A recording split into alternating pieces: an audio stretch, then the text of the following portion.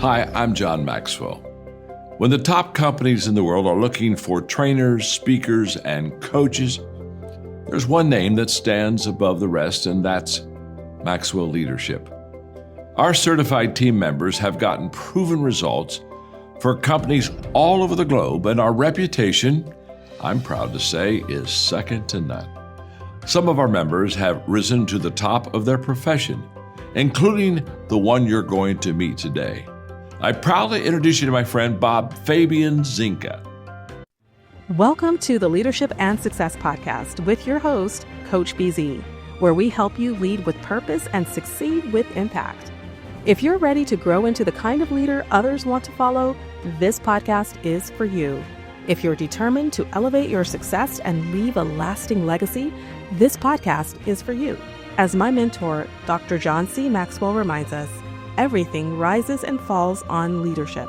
Our goal is simple: to inspire you, challenge you, and equip you with insights that can transform the trajectory of your leadership journey. Welcome aboard to another episode of the Leadership and Success Podcast with Coach B.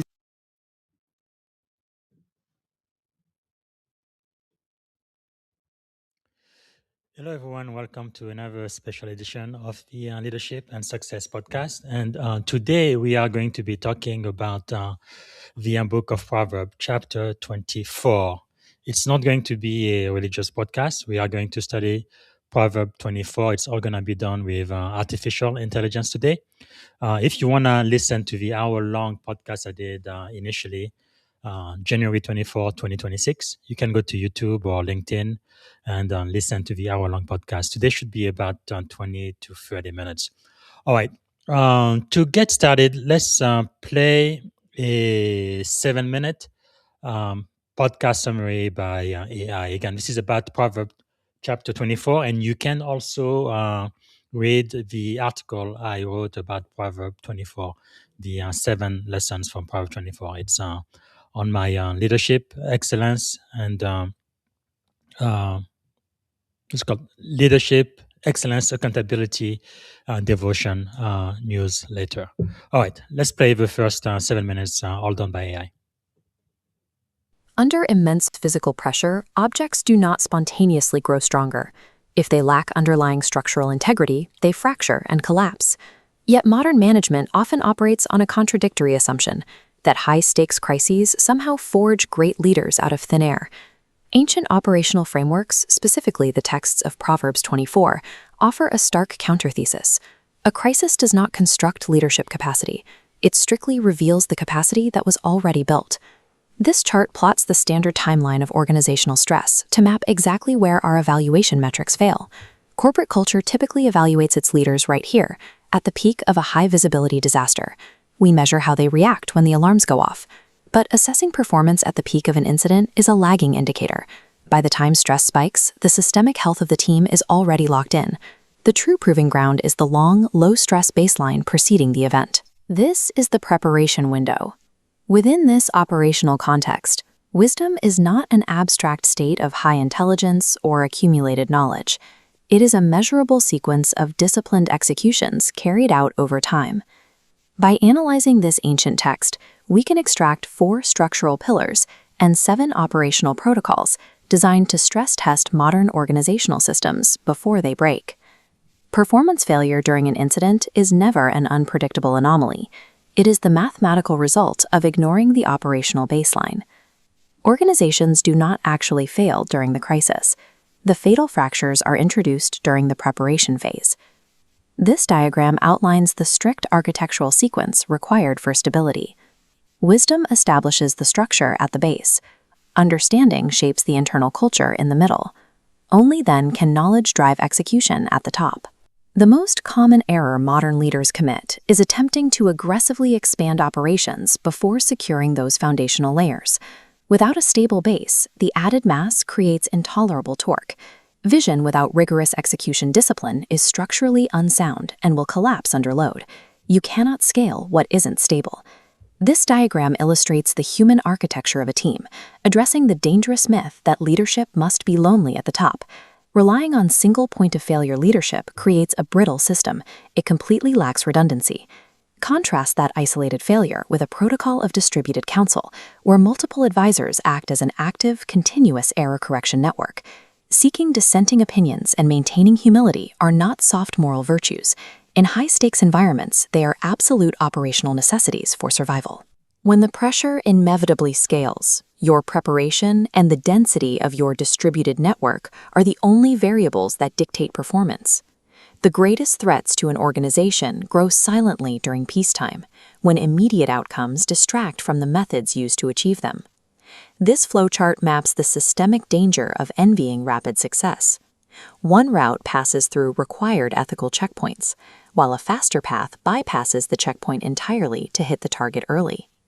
Bypassing those ethical checkpoints creates a compounding risk that silently embeds itself deep within the organization's behavioral code. Leaders must enforce a rigorous audit.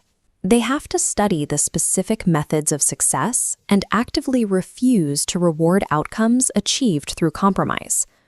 Whatever behavior an organization consistently admires, it will eventually normalize into its standard operating procedure.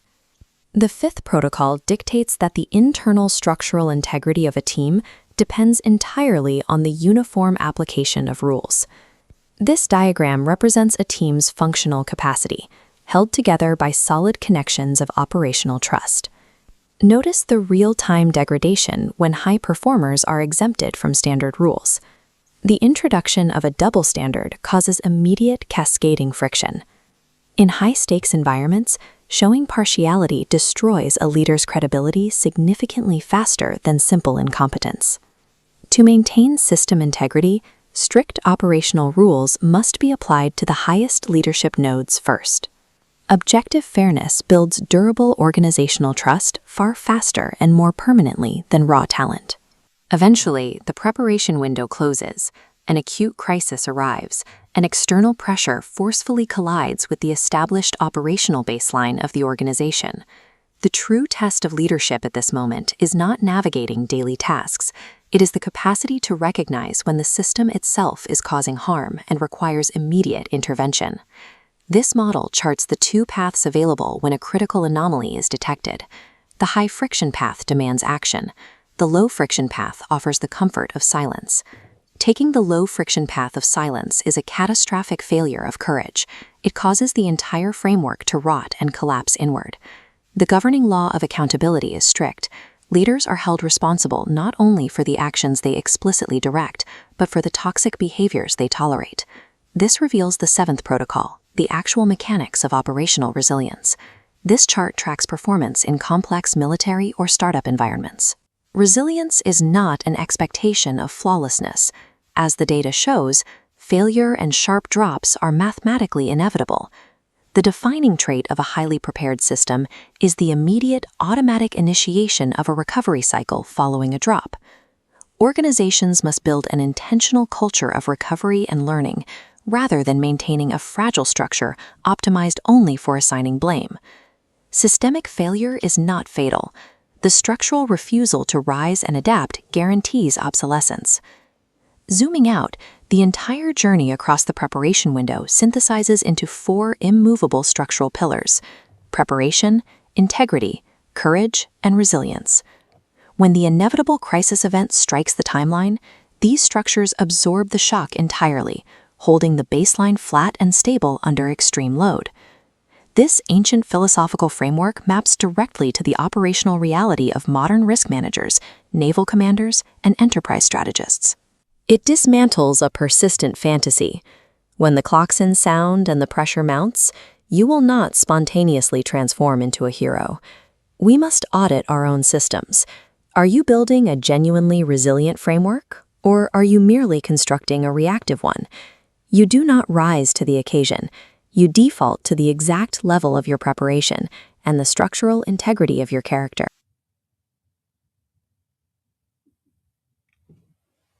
All right, so this was the very first AI summary of Proverbs chapter 24.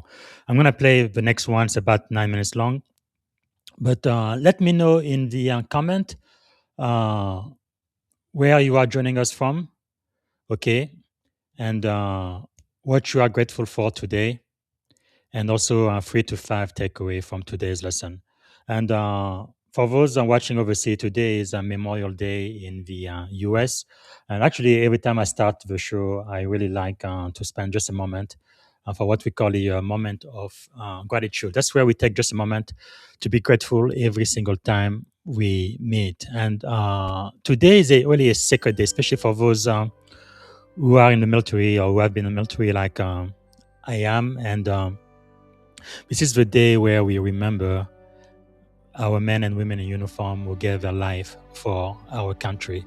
The Bible says, no, greater love than this. A man, a person who gives his life or her life for his brothers or her brothers. There is really nothing greater to pay the ultimate sacrifice. I know for all of us who have served in the military, in a branch of the military, we do make a lot of sacrifices, but many of us gave some, but there are some of us who have given all. And we just want to take a moment and remember them right now. So if maybe we can take just a quick moment of silence to remember those who have come before us and our brothers and sisters in arms who have given their life for our country to ensure our wisdom.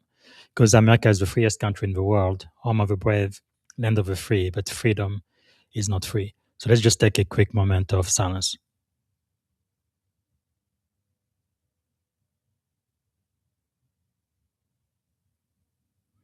All right, so today I am grateful because so many people have given their life to ensure my freedom. Um, People who have served in uniform. So let me know in the comment what you are grateful for today. And now I'm going to play the second AI video, which is a 10-minute summary, again, of the hour-long discussion we had on Proverbs chapter 24, initially published on January 24, 2026. Here we go. Welcome to the Explainer.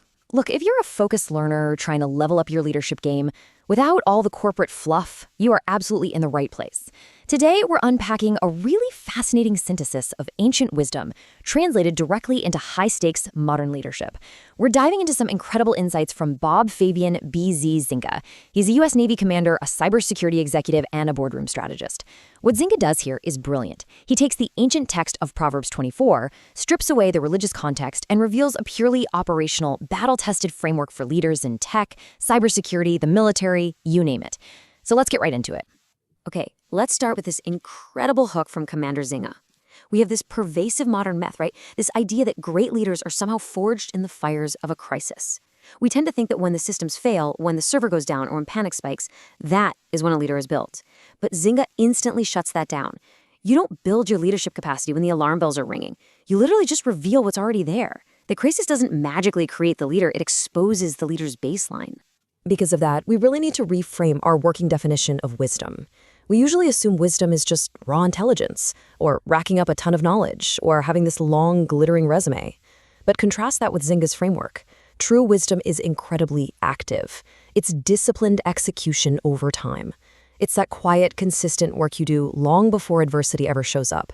It's about taking the right actions repeatedly, even when it's totally boring, so that when the pressure finally hits, the muscle memory is already locked in. So, Zinga synthesizes this ancient framework into 4 distinct pillars for us to follow. 1. Preparation. 2. Integrity. 3. Courage. And 4. Resilience. Let's walk through them. Kicking things off with Pillar 1, preparation. Success is built before it is tested. The core idea here is that organizations don't actually fail in a crisis. They fail in their preparation. The failure was baked in before the event even happened, simply because the groundwork wasn't there.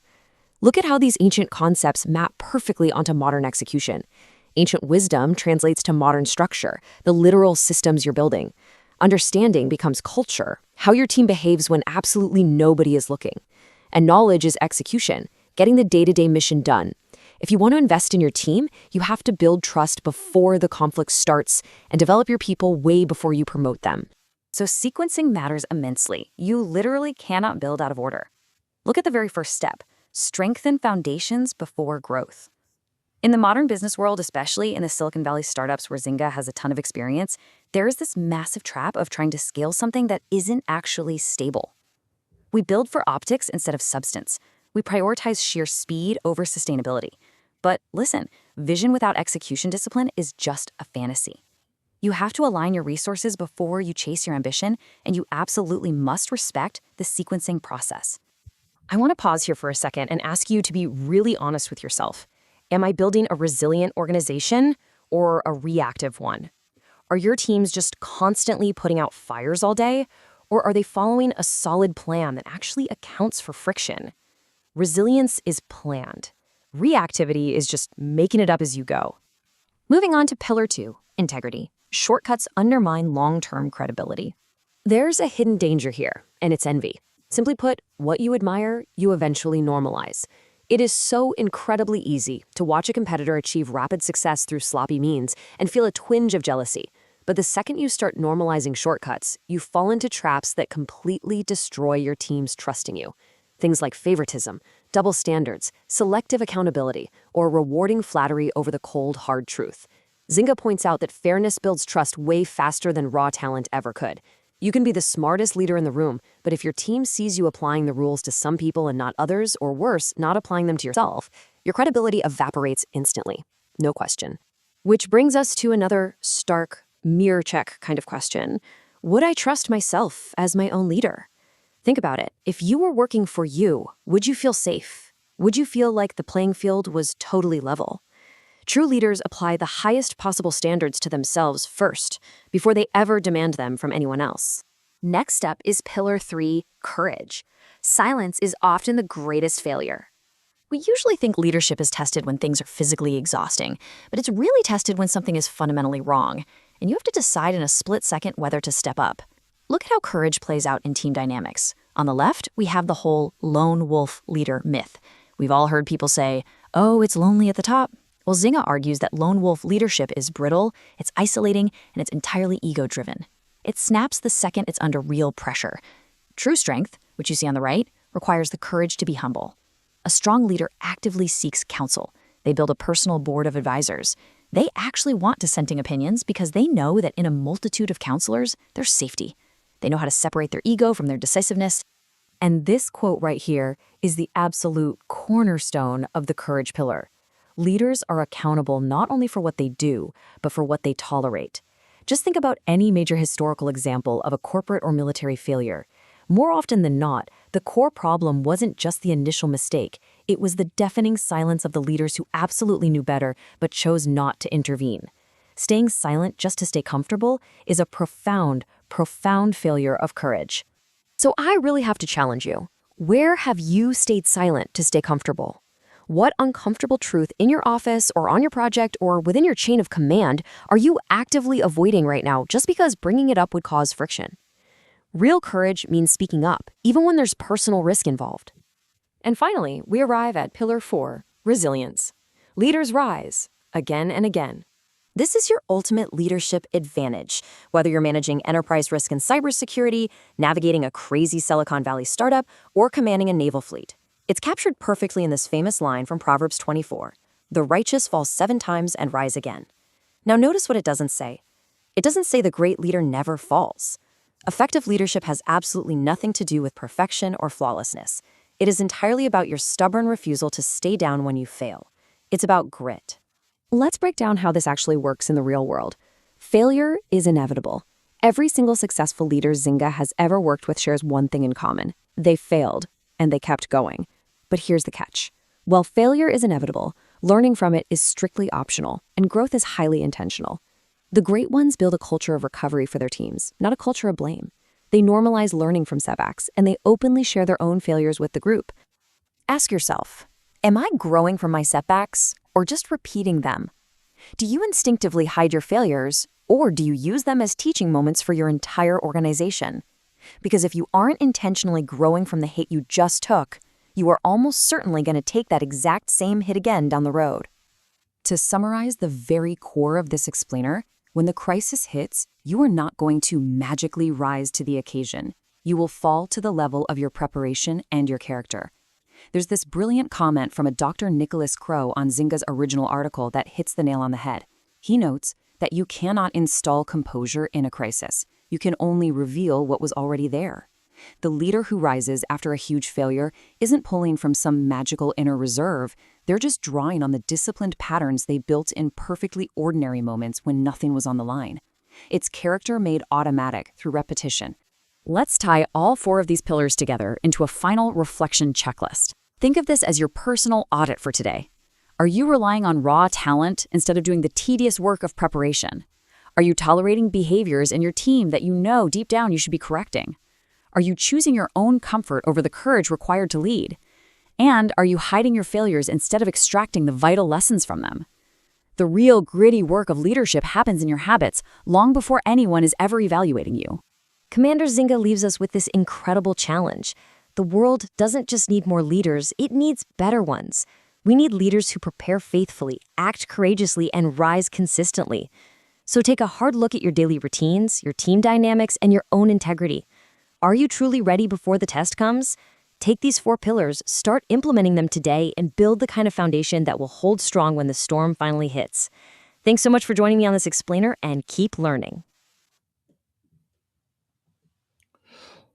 All right, again, let me know in the comment 3 to 5 takeaway from today's lesson. I'm going to play one more video. It's about 9 minutes long, and that's going to be the last one for today's lesson.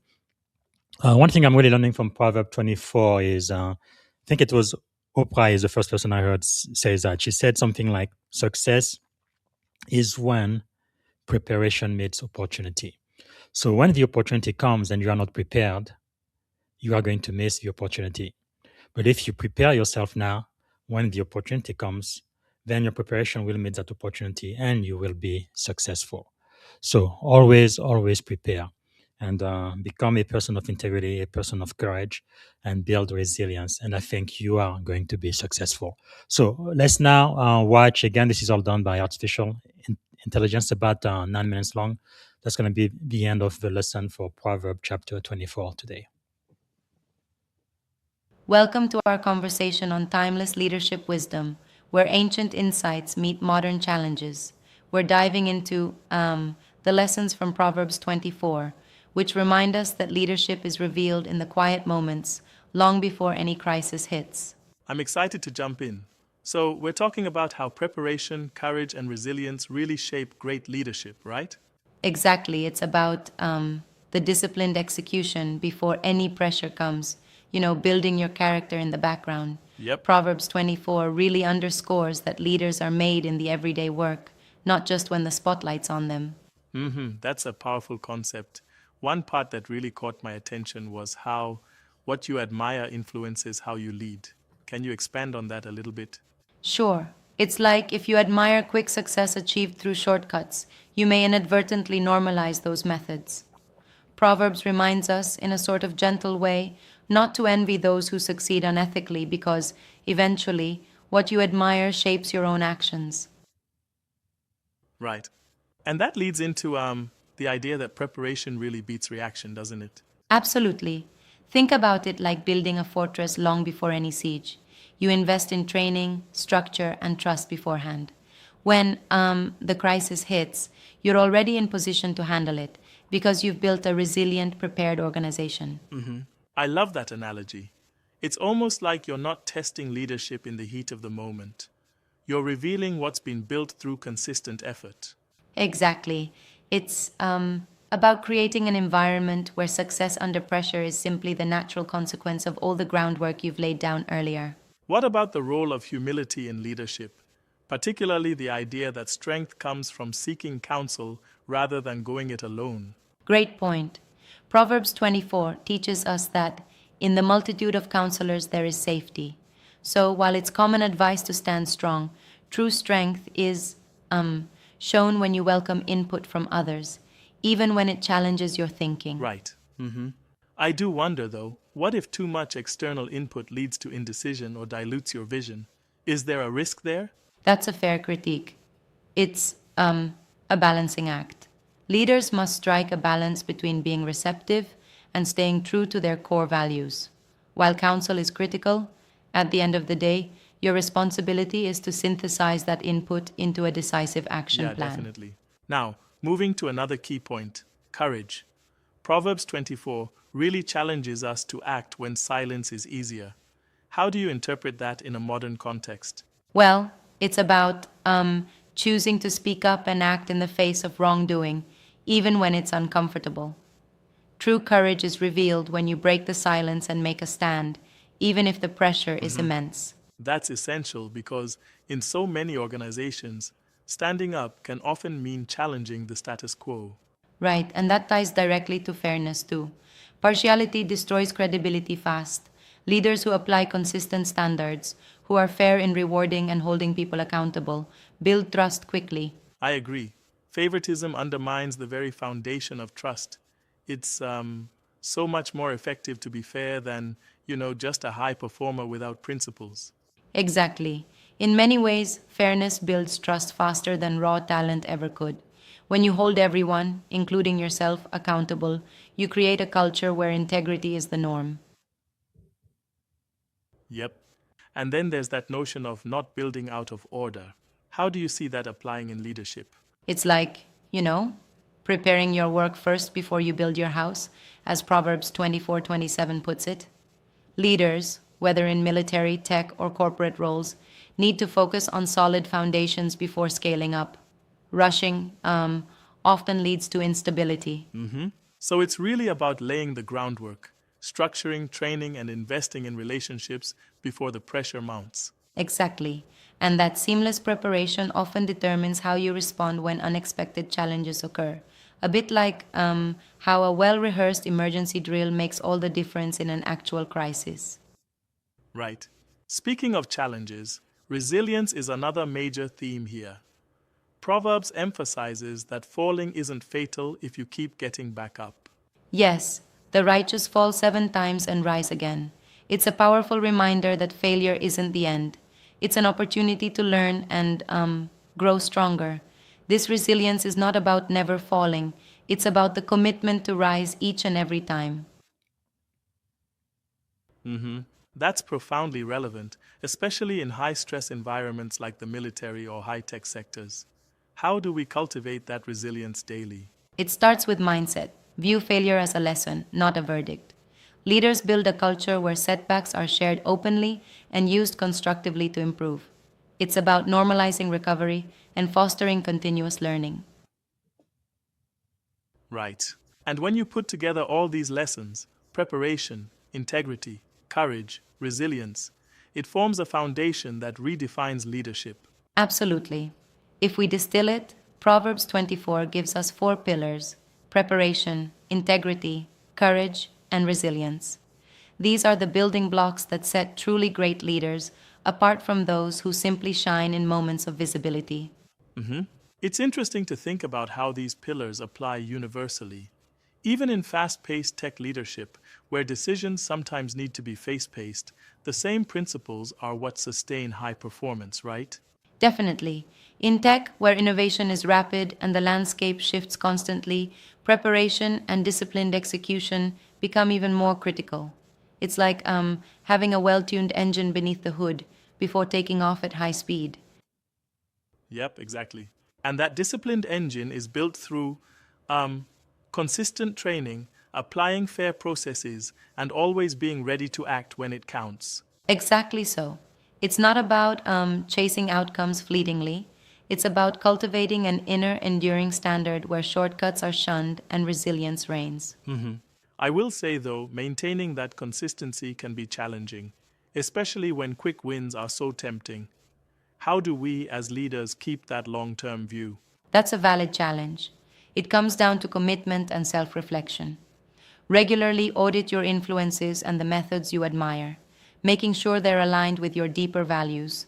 Integrity built over time always trumps the lure of shortcuts. Right?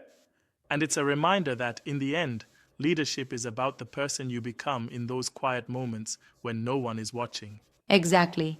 It's about demonstrating consistent character during the mundane days, the ups and downs, so that when pressure finally mounts, you don't just rise, you embody the essence of prepared, fair, and courageous leadership. This discussion really emphasizes that true leadership isn't made in a crisis.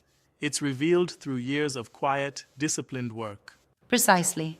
It's like your foundation is what determines whether you're simply reacting when trouble arrives or actually commanding the situation with integrity and poise. And it's a call for all of us, whether we're leading in military, tech, or any other domain, to invest in that preparation long before the testing times come. Right, leaders have a duty to build resilience and fairness into their organizational DNA. And that means nurturing a culture where failure is seen as a stepping stone, not a stumbling block. Yep, absolutely. Really makes you think, doesn't it? The idea that leadership is more about what you do before the crisis arrives than how you react to it. Exactly. So, before the promotion, before the spotlight, it's your preparation, your discipline and character that truly defines you as a leader. It's these timeless lessons from Proverbs 24 that challenge us to lead better, not by accident, but by design. Well said. Thanks for this powerful discussion. It's inspiring and definitely gives us much to reflect on in our own leadership journeys. Absolutely. Keep building, keep reflecting, and remember that authentic leadership is what you become long before it's ever put to the test. Thanks for diving deep with me today. Thank you. Until our next conversation, keep leading with integrity and All right, so that's all the lesson I have for today, Proverbs chapter 24. So let me know what you guys think. Provide your feedback in the comment, even as you watch the replay on YouTube or LinkedIn. Keep typing in your feedback, 3 to 5 takeaways that you've learned from this lesson. So as we end, as you guys know, we celebrate Black History Year. So I have two things I would like to highlight. Today is, of course, like I say at the beginning, Memorial Day. We are May the 25th. Well, exactly 6 years ago, May 25th, 2020. If you remember, something pretty significant happened in this country. We are remembering George Floyd.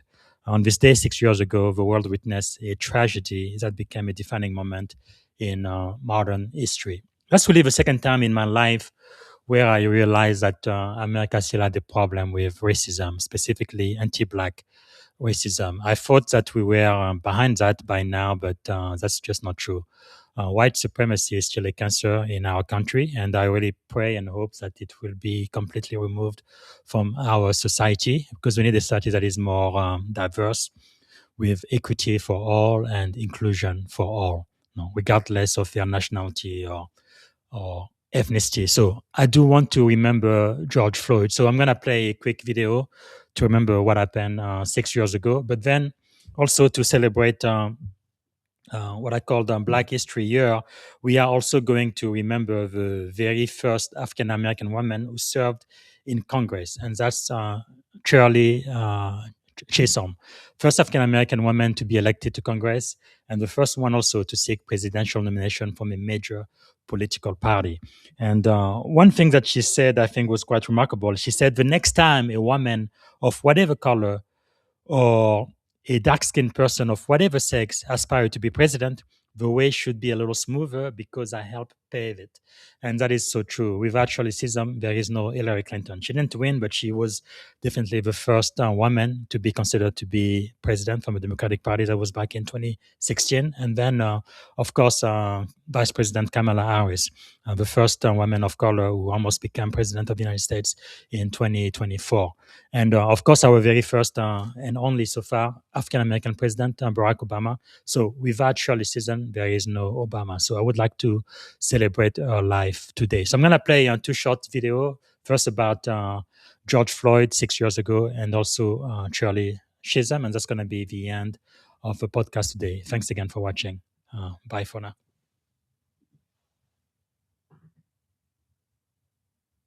Tomorrow marks 6 years since George Floyd was murdered by former Minneapolis police officer Derek Chauvin.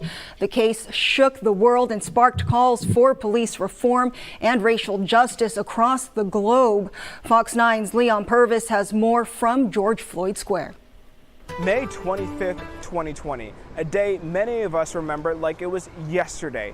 38th and Chicago is the location where George Floyd took his last breath. and I spoke with both his aunt and uncle on this 6th year of remembrance. Walking through this area, what goes through your mind? You know, thoughts of all these people's lives that have been taken because of one reason or another. George Floyd's uncle, Selwyn Jones, walked George Floyd Square with us. For him, this place is deeply emotional. Monday will mark 6 years since his murder. This year, for the first time, the anniversary falls on the same day of the week as May 25th, 2020, a Monday. I was sitting in front of a television watching this black man getting assaulted by the police and me not knowing who it was. And my sister, called me and she said, "Did you see what they did to Perry?" Now Monday is going to take me back to where I was that day, who I was talking to that day, what was going on around me that day. Both Selwyn Jones and Angela Harrelson say they still remember every detail of that day. I asked them what has changed since former Minneapolis police officer Derek Chauvin put his knee on their nephew's neck. Not enough change, but as long as we keep fighting, as long as this event keeps happening, yes, and showing unity. When we get to the point with all of this, where we don't have to say the words Black Lives Matter, then that's when we know we have arrived. This will also be the last anniversary before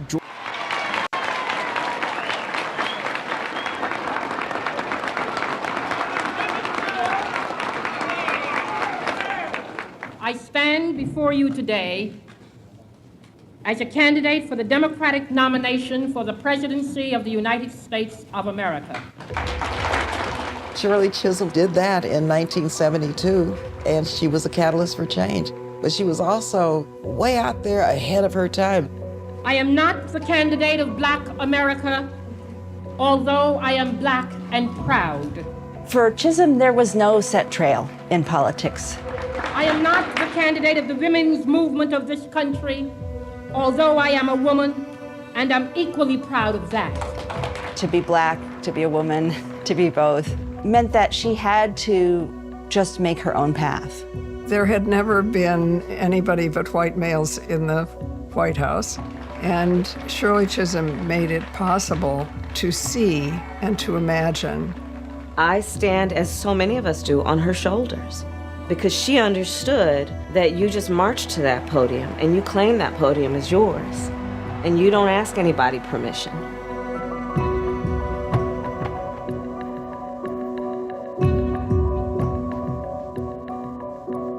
This was her slogan, unbought and unbossed, throughout her entire. Thank you for tuning in to the Leadership and Success Podcast with your host, Coach BZ. If today's episode added value to your leadership journey, be sure to subscribe, share, and join us again for more wisdom nuggets on how to lead better and achieve greater success. Remember, leadership is the most critical skill of our time. The world will always need leaders to inspire others, drive innovation, and execute meaningful strategy. So why not count yourself among the bold leaders shaping the 21st century? Until next time, stay inspired, stay committed, and keep leading with excellence.